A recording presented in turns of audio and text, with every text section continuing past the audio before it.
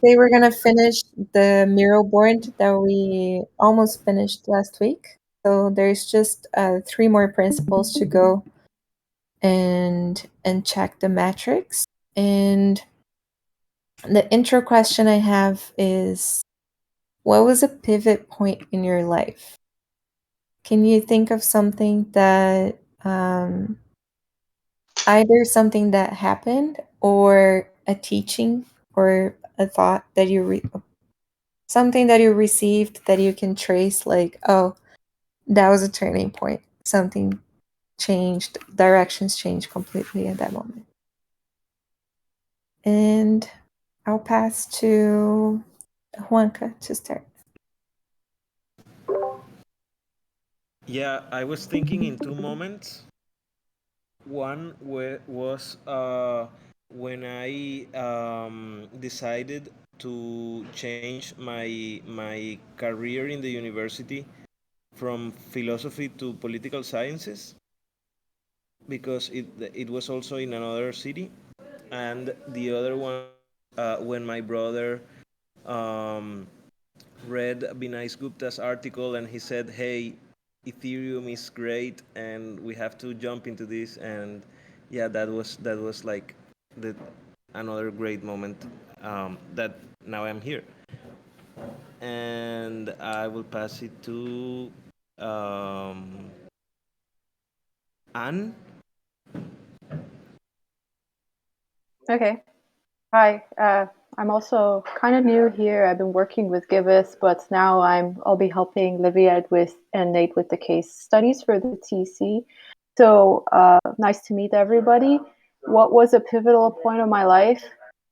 Probably similar to Juan's story. I was doing my master's on AI and women, and then I read about like cryptocurrencies and Bitcoin, and I just became obsessed with it, and I just decided to change my thesis to blockchain, and then I went to pursue my PhD on it, and here I am right now. This is what brought me to the TEC, and yeah, I'm happy to be here, and some things are meant to be. Yeah, so I will pass it on to Tam. I mean, what year? It's like every year there's a huge pivot. 40 of them came to mind at the same time. I mean, I think so many people I've met that have changed my life forever. So many decisions I made that have changed my life forever. Having children is like, that's the thing. You don't never undo that, like change the course of everything. So there's just so many. I think,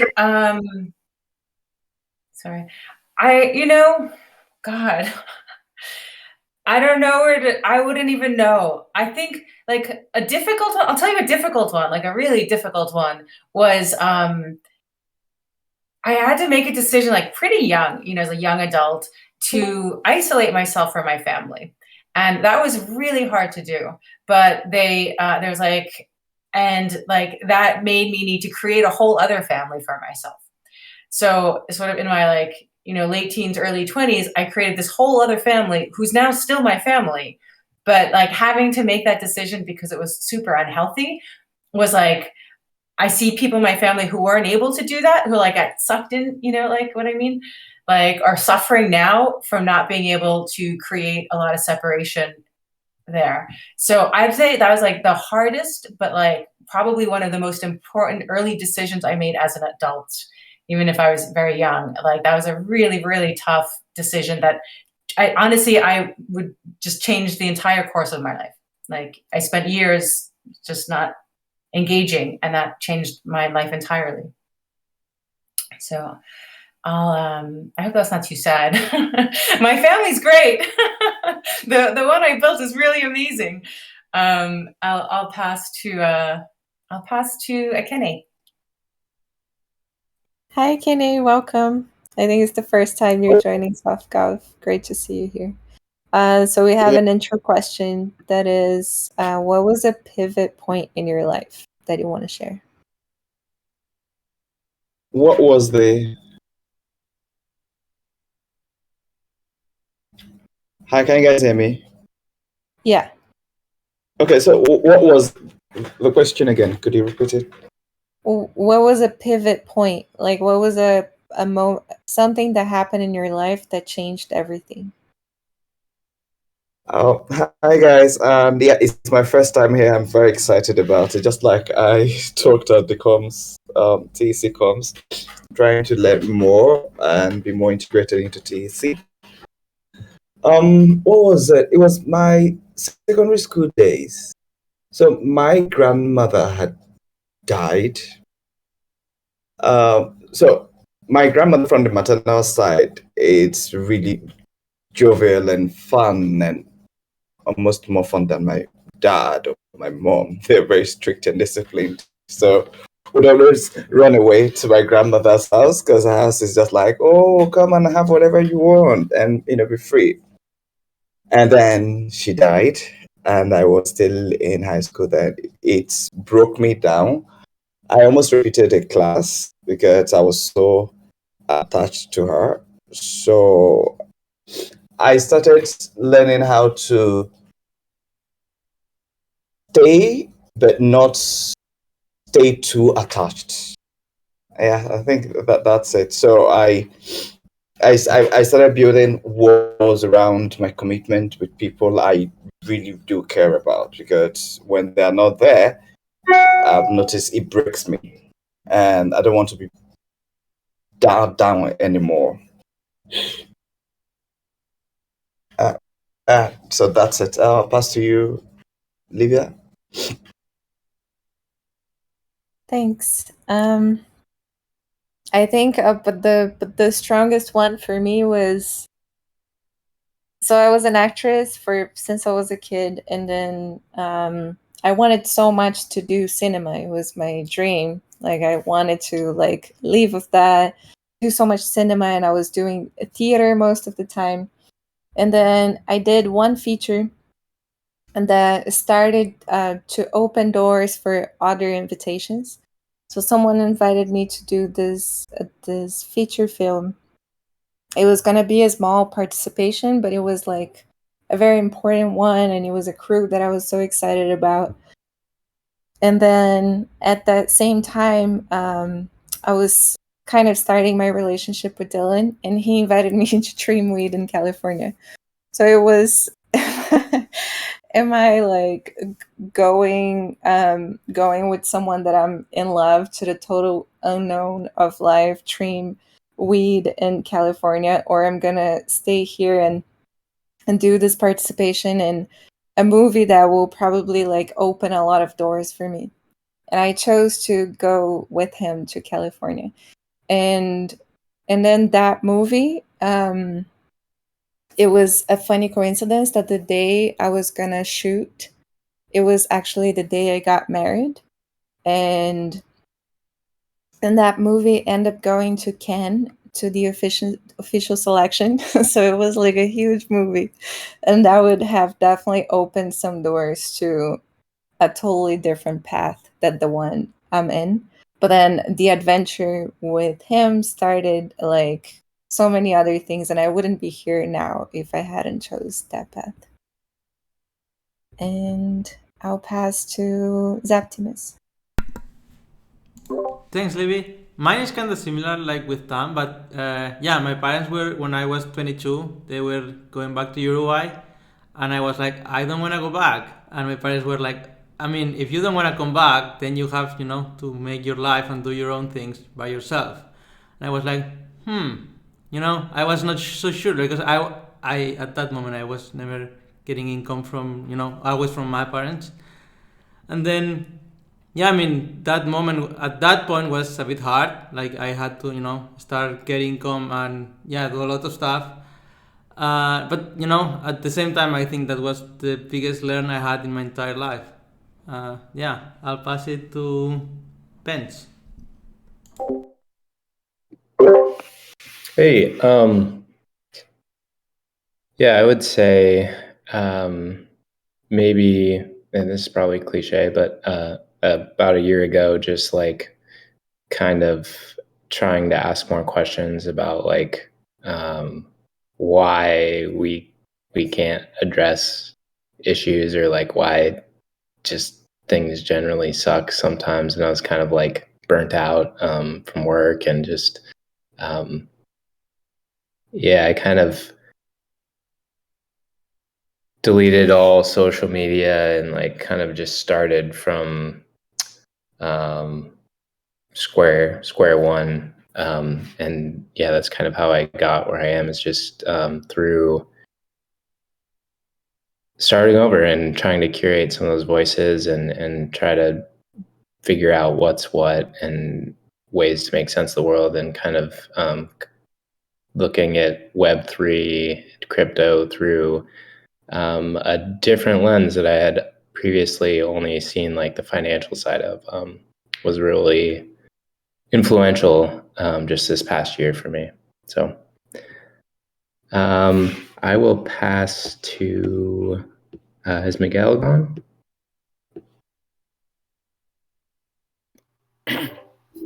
Hi. It was a time when I was like very confused and I don't know like what to do in my life. So like I decided to leave the school, and like uh, I'm a musician. Uh, I went like to Mexico City, like to know, Mexico City is very big, and all the big industry is there, and I I only want to see what happens. So I went to Mexico. Um, I meet there like a lot of people that I still have like a very strong relation right now. So and in all aspects, like those people like that I knew that I meet there are like persons like very important right now. And yeah, I think that changed like a lot my life. And I passed to grief, I think. Nice, thank you. Wow, I always, man, lots of deep, important things. I always feel weird telling this story, but it's like, for sure the pivotal point was when the Seattle Supersonics left Seattle, this NBA team that I was like really obsessed with. And I was the community manager for the organization that was trying to keep them in Seattle, Save Our Sonics organization. And we rallied, we did a great job, and we were going to keep them there. And then there was like a court case where they would have had to fulfill 2 more years of the lease. And the day the judge was supposed to give the verdict, the mayor held a press conference and signed some paperwork and said, "Don't worry about it, judge. They can just have the team. They gave me some money." And it was just like, you're fucking kidding me. What do you mean? I've been working for 2 years in this grassroots community trying to get something done. And with one stroke of a pen, a mayor just signs away everything, And so I broke. My mind broke. I was over. And I was on a path of like just working for courtside seats.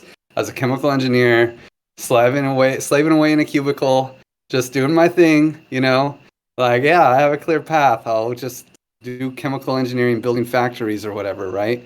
And then I always felt kind of bad about it. I was always leaning towards the libertarian, like maybe this isn't, hippie, the like anarcho-capitalist leaning, right?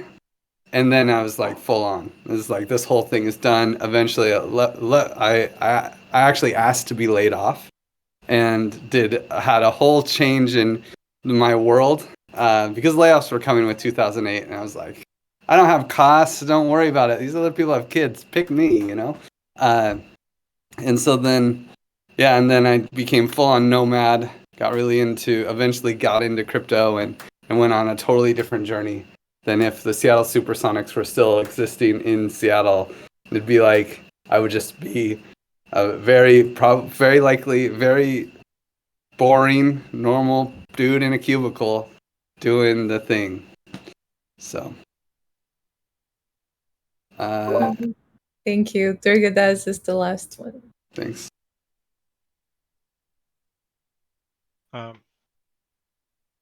Yeah, I mean, in terms of my life, I think there's sort of before ashram and after ashram. That was all brought about by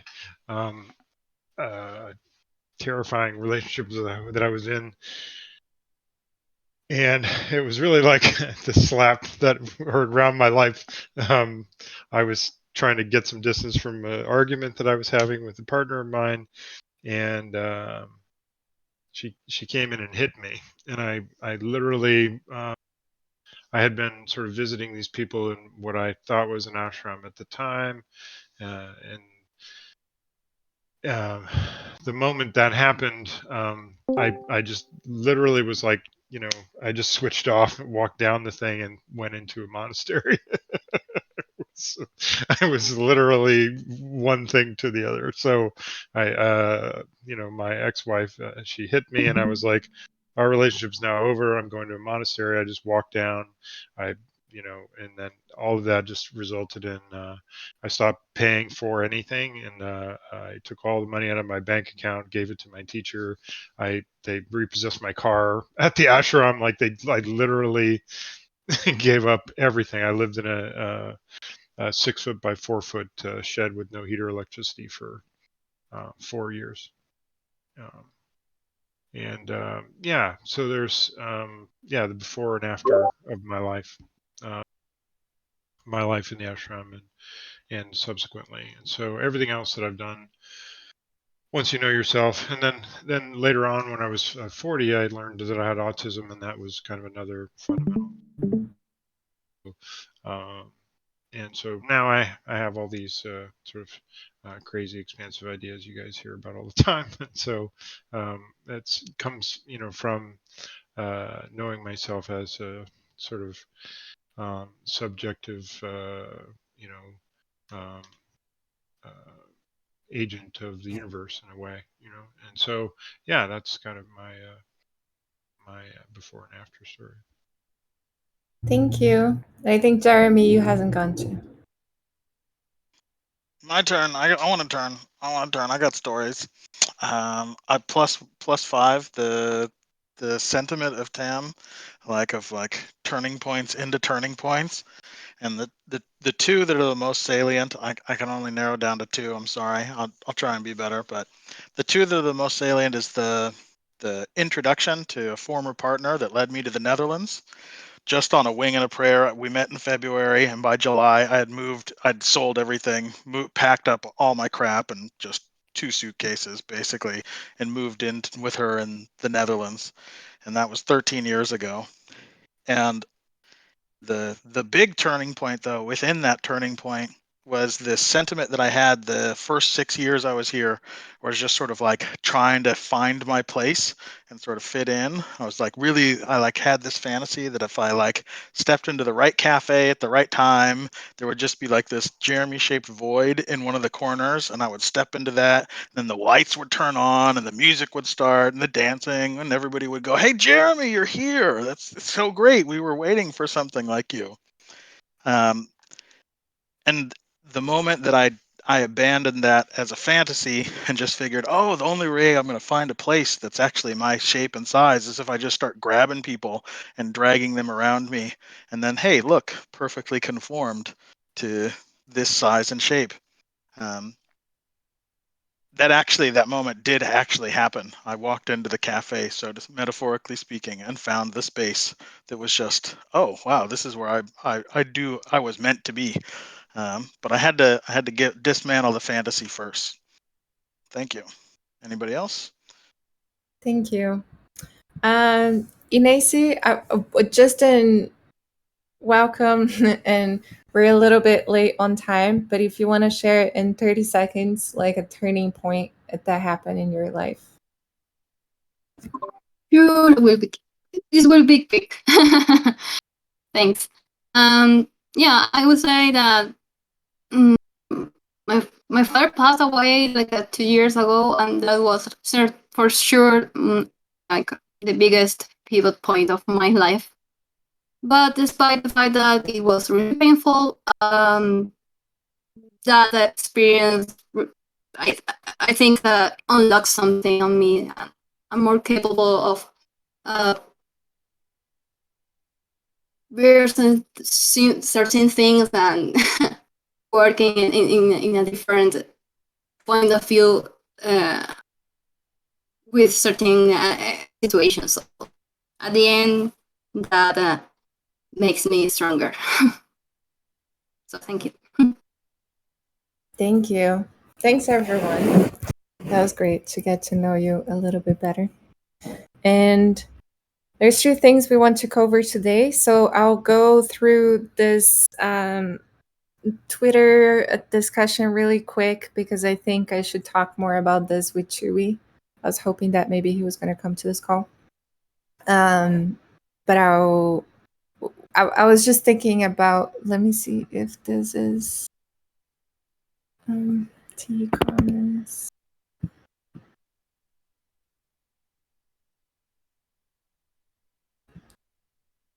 So just this proposal caught my attention, and I just wanted to bring this reflection to everyone and see if there are any thoughts.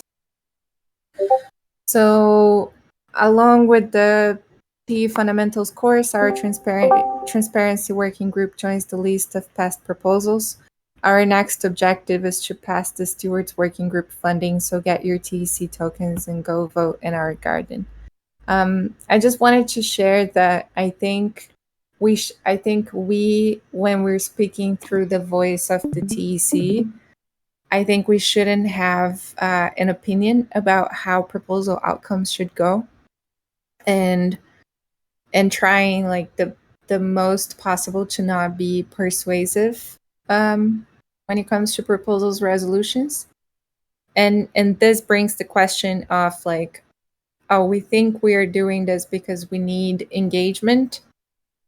And if we need engagement, what are other ways to promote proposals that are not persuasive? So maybe just like having a weekly share of these are the proposals that are on conviction voting, or would we want to have like rounds of voting like other DAOs do? So I just wanted to bring this reflection, and I would talk more with Chewy about this too. Does anyone has thoughts you want to share?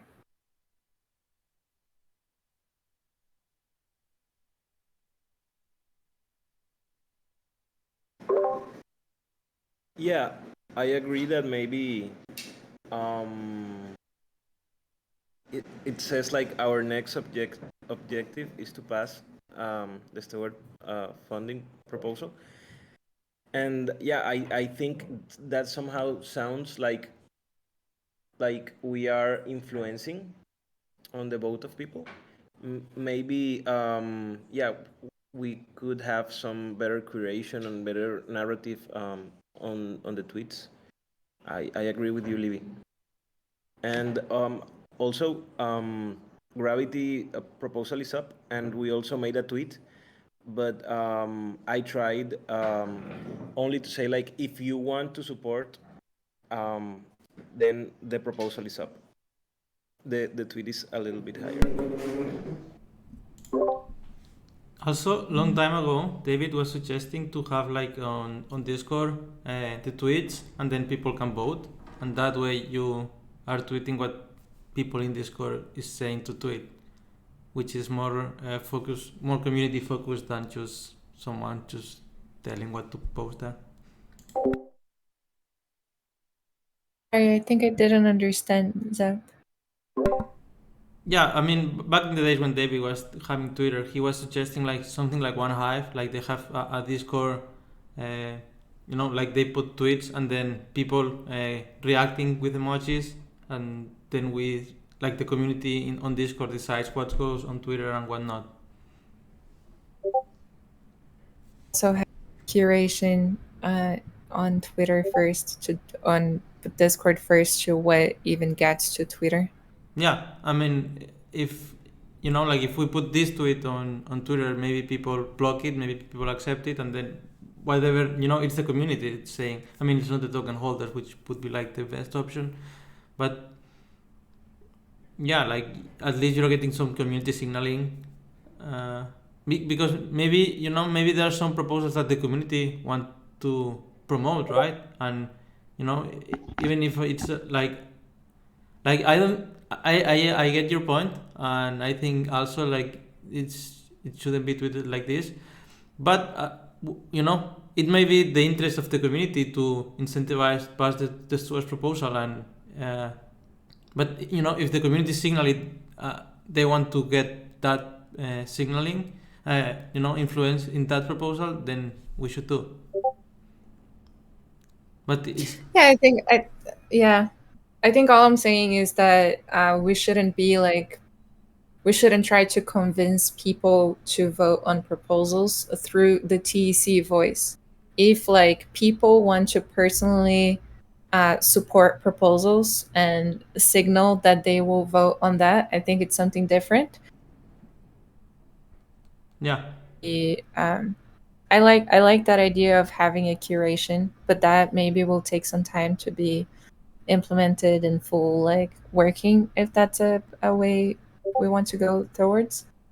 But just if we want to post our proposals, to just say like this proposal is available on conviction voting, and maybe paste the TLDR of the proposal, or give a short description, something like this, but not like you should support this kind of thing. Yeah, I totally agree. I mean, my only point was like, like if we all as TC want to pass something, I mean, we would just vote for that. And yeah, I really agree with you.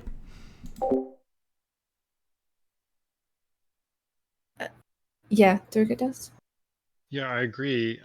And I think to this end, I proposed in the last comms meeting that we do, like, I was gonna try to do like a narrative deconstruction sort of course where we actually talk about like a website or a tweet or something, and then deconstruct the narrative so that you can understand how that narrative constructed, and to figure out what voice it's using and who it's intended for, and so on. And so this would be a wonderful thing for you to attend, given the acting thing requires so much of that kind of narrative construction and deconstruction thing. So I just wanted to alert you to the fact that we were thinking about that. And I think there was a sort of parallel effort about editorial, things which also are very concerned with voices and that type of thing. So I think there's a lot of coalescing about needing to have a coherent voice for the TEC and to make decisions like that. And I've actually created a bunch of narrative frameworks just to try to focus us on that type of thing. So yeah, I think that's ripening pretty quick.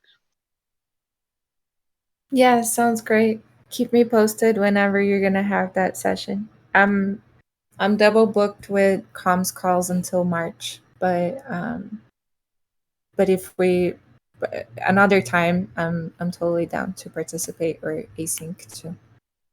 And okay, so just in the interest of time, I'll change to our mural board so we can finish looking into the metrics. So for who wasn't here last call, I refined some of the metrics of success for Ostrom's principles. So how could we measure that we are successfully implementing Ostrom's principles, and what could this tell about the health of our ecosystem? So we went through most of them. We were just missing number 6, 7, and 8. So I think we were in a flow that was working last week to just read them. So what are the implementations in the TEC, and what are some metrics, and then discuss the metrics. And I think this one is particularly challenging for conflict mechanisms and graduated sanctions that also we spent quite some time. So I would ask to, can everyone access this board? Let me paste the link in It Softgov. required another approval for some reason. But This yeah, is the I TEC have board access. that we always use. Oh, it's there already, the link.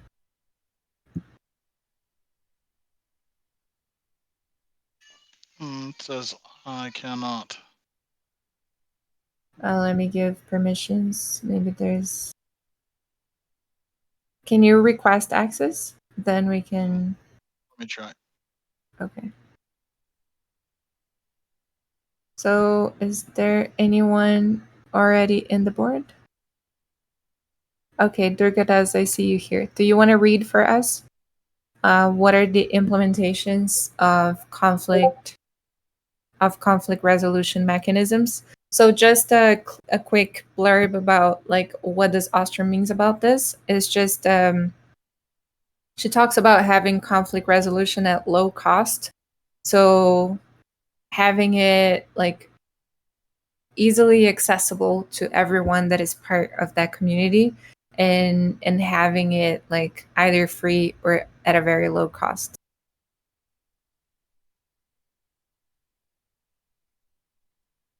So Can are you... we doing the top part or are we doing the bottom part here? The bottom part first, and then we go to the top part. So the bottom part is the ways we've been implementing this principle in the TEC.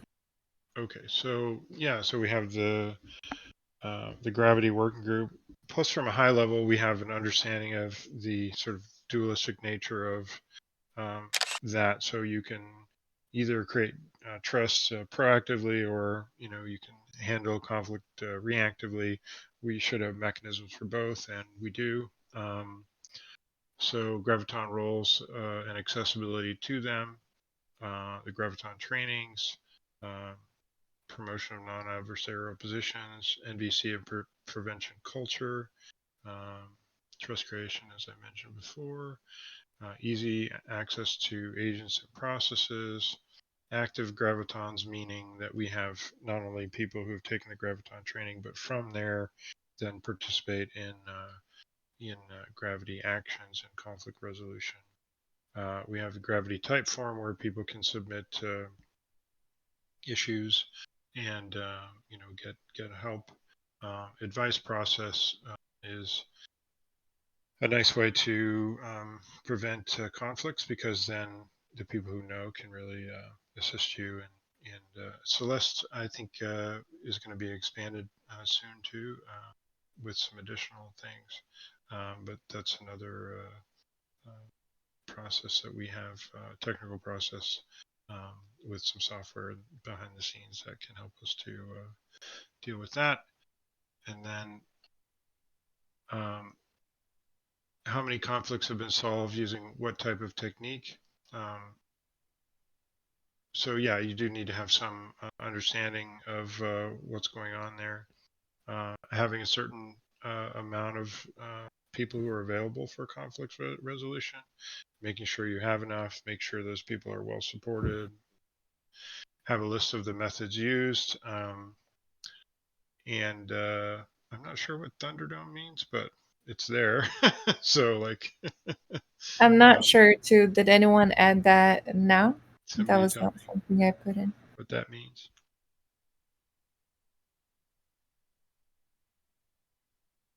Okay.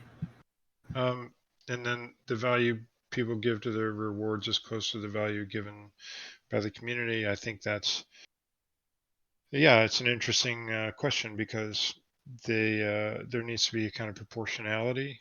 And when people feel like the proportionality is missing, there's a kind of feeling of unfairness, which then speaks then to the trust and legitimacy of the mechanisms involved.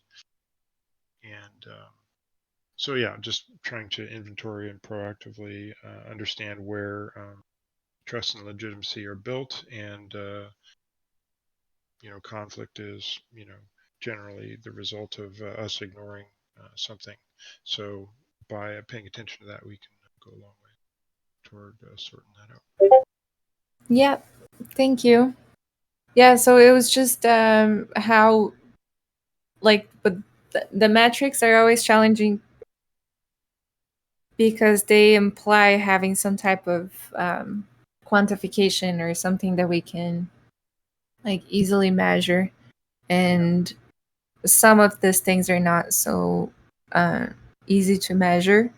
So I just wanted to see if there's any other metrics that people think that could be added to conflict resolution. I avoided putting numbers of conflict that existed and try to think more of numbers of conflict that were solved.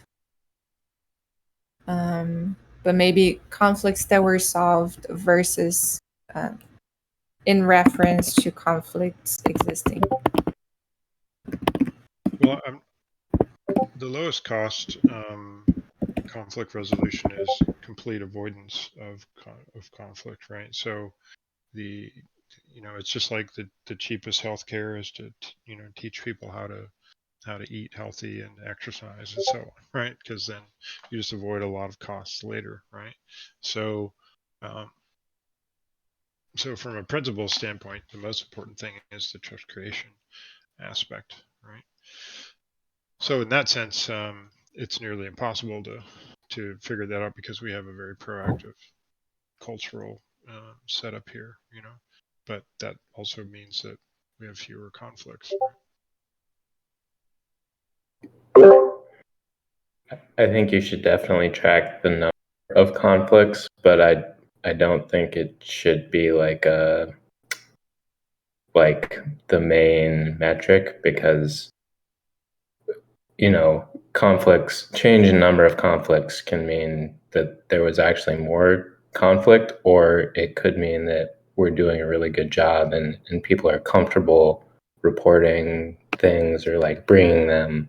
But then again, just like Durgadas said, it could mean that we're doing a really good job of just having an open dialogue before anything needs to come to that too. So, but I think for like normalizing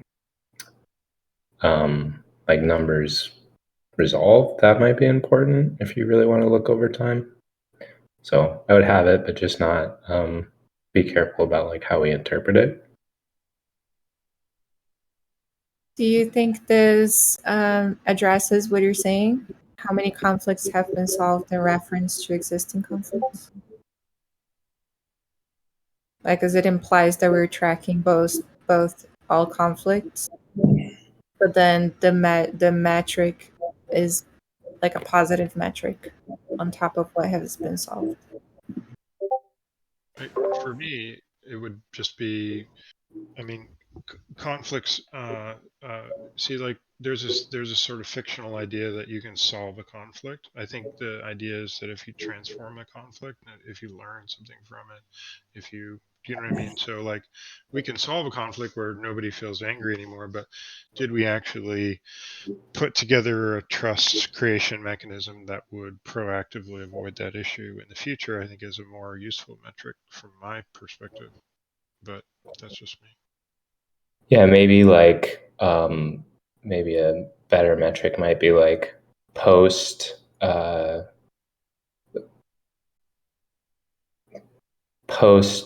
mediation, like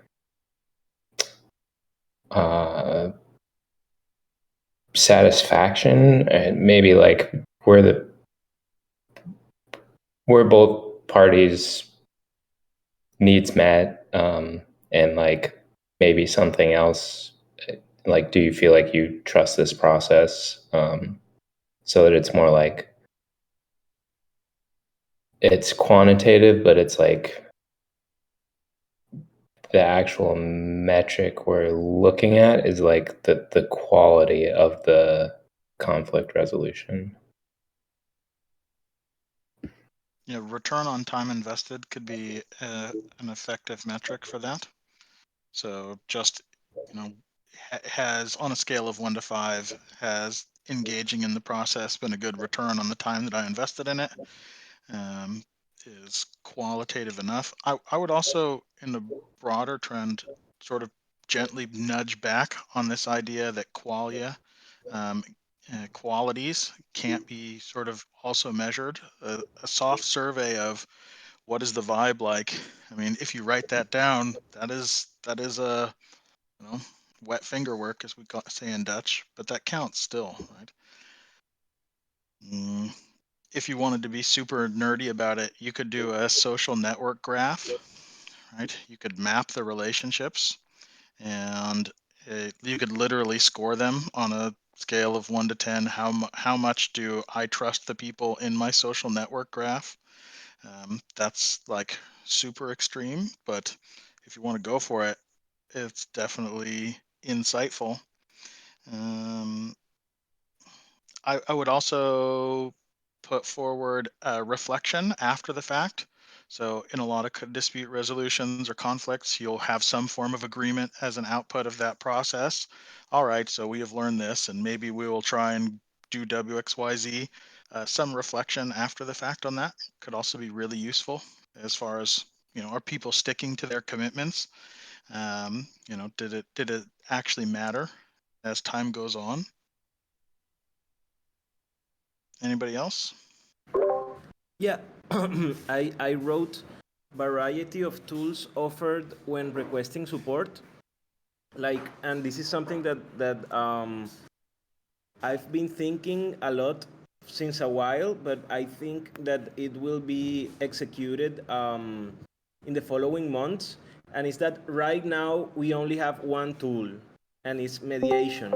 But it will be really cool to have a portfolio of different tools that can be used for different types of conflict. Not like mediation is a broad tool, but it's not a one size fits for all. And it would be I think that would be one of the desired outcomes from this first phase of research and practice groups, to try to have like other toolings that can be applied. And like if maybe someone is better in or more experienced in other tooling than in mediation, they can actually be better fit for certain types of conflict than others. So yeah, I think that it would be like a desired outcome of Gravity to be able to have like a portfolio of toolings. So like when people come to us requesting support, we can say like, okay, would you prefer to have a mediation, or would you prefer to have another process that we can put in practice? So I think this will be something that we can be working on in the next months. So maybe a metric could be that people are using like X the amount of people used X tools, like having a diversity on how many tools are used. Maybe this has to be better formulated. But just so we have time to cover the next two, I'll pass to minimum recognition of rights to organize. Tim, do you want to read this one?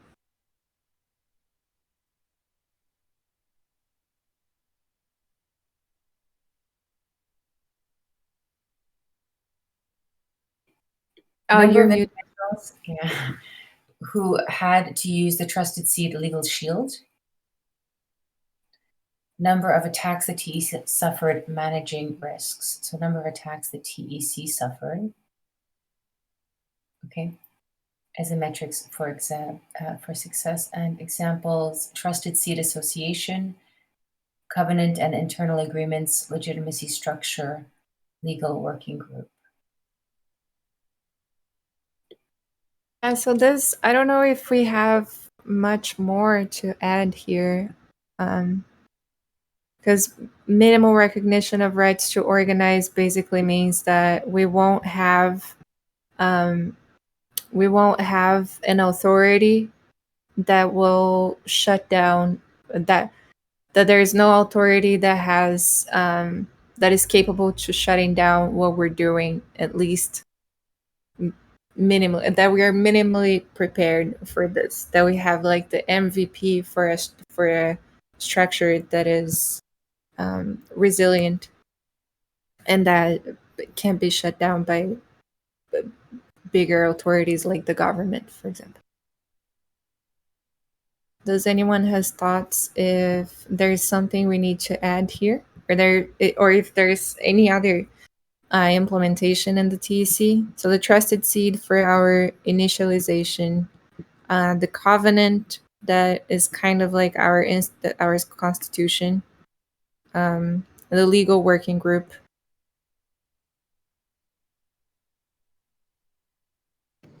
I think that the garden also could be a tooling for that, because like anyone can submit a proposal, and there's no like blocking for it.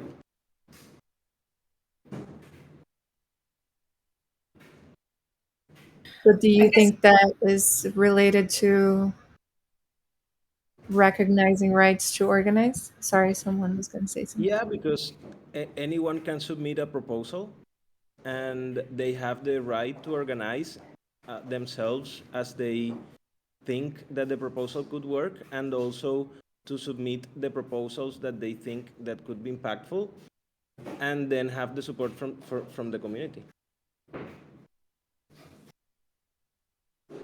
You wanted to say something? Yeah, that's an interesting point, Juan Carlos. I was thinking of this more as the minimal recognition rights of TEC to organize, not the individuals in TEC.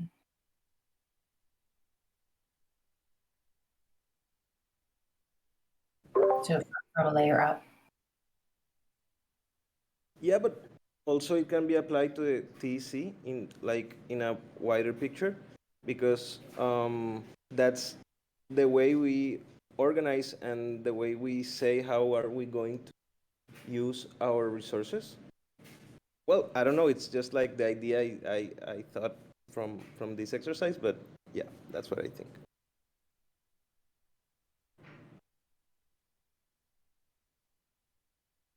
Any other thoughts on the metrics? So number of individuals who had to use the trusted seed legal shield. I think it's a good metric for like if this is happening. Maybe there is a certain number that if we reach that number, it means that we are in danger, or that we should like review our minimum rights to organize, something like that. And then number of attacks the TEC suffered, and this could also put us could put all the agreements that we have internally in risk.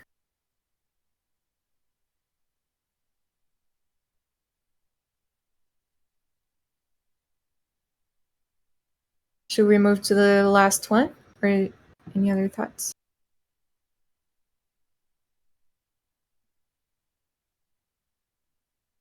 And do you want to read the last one for us? Are you in the board? I'm actually not in the board. How do I get in the board? I posted the link in Softgov. Or maybe Jeremy, you can go? I just gave you access now. Just because we are short on time.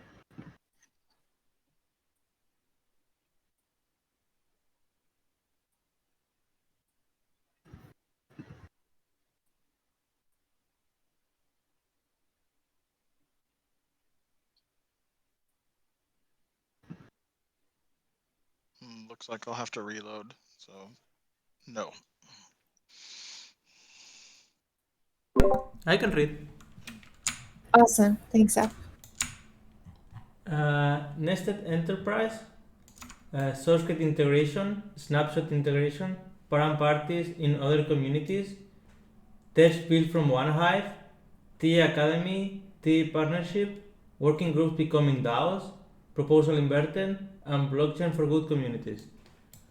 And number of partnerships, the metric to quantify, and number of interconnected community events.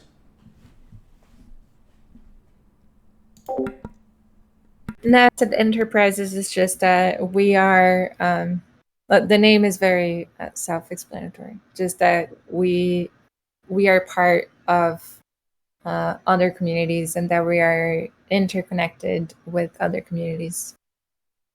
And even that within our group, we have nested enterprises that are like the working group is a nested enterprise of the DAO when it starts to become like a sub DAO kind of thing. Is there any thoughts, anything we're missing here, or any other metrics for success of this principle?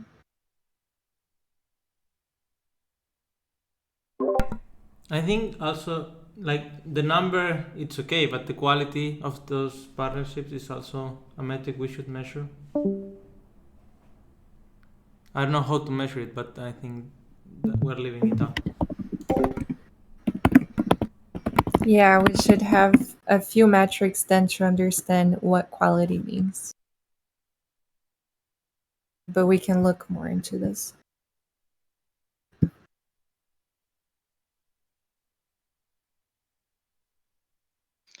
I'm challenged to think about how it's possible to easily measure this, but I think the crossover of participation from different contexts and communities, because of course the TEC can host an event that is in collaboration with another scene, but there's also a lot of organic crossover that could be a soft metric as a result of those relationships. Anybody else? So kind of like engagement or retention, like an event happens and then how many people from other community joins our community.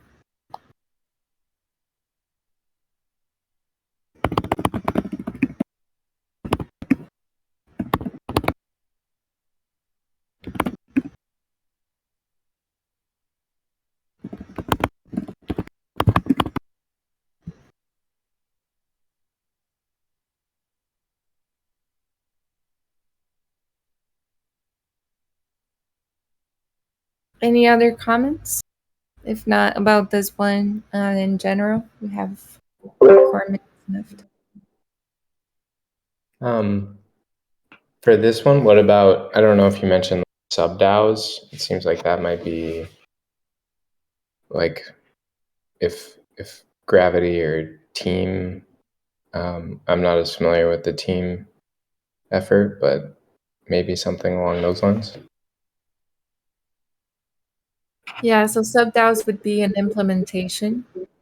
Okay. But then a metric of success could be maybe how sustainable those sub DAOs are, sustainable and connected.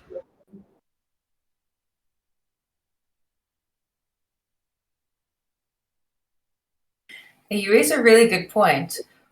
Also, sort of the TEC as an incubation space for some things like that, right? So that there's just a place for these groups of people with an idea to come together to form a working group and then to form something larger than that, a DAO, which is nested under the TEC. That's a really good point.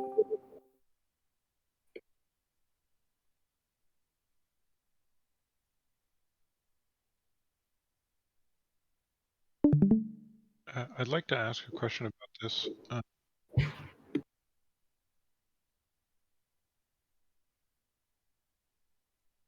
Yeah.